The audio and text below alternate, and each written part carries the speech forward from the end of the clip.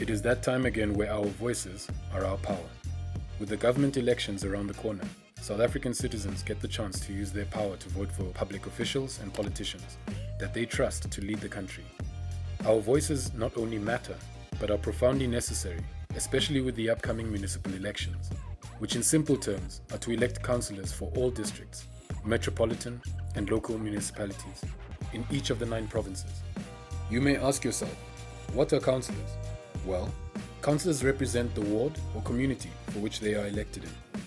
Their role is centered around leading the community, as well as making executive decisions that benefit the well-being of a community. Elected councillors serve under government, which is made up of municipalities.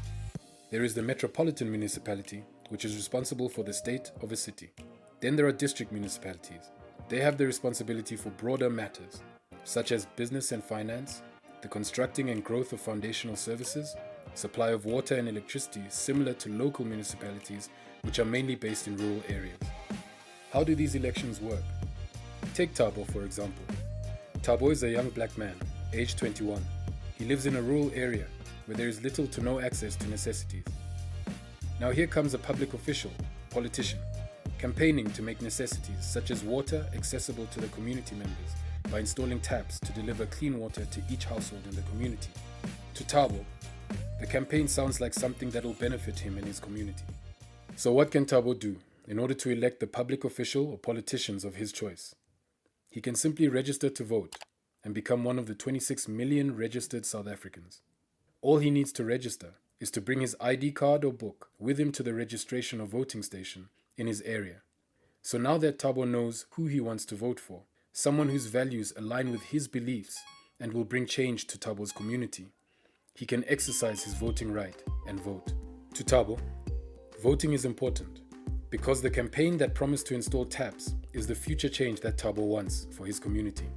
His concerns, through his vote, contribute to the political agenda as well as the making of his municipality.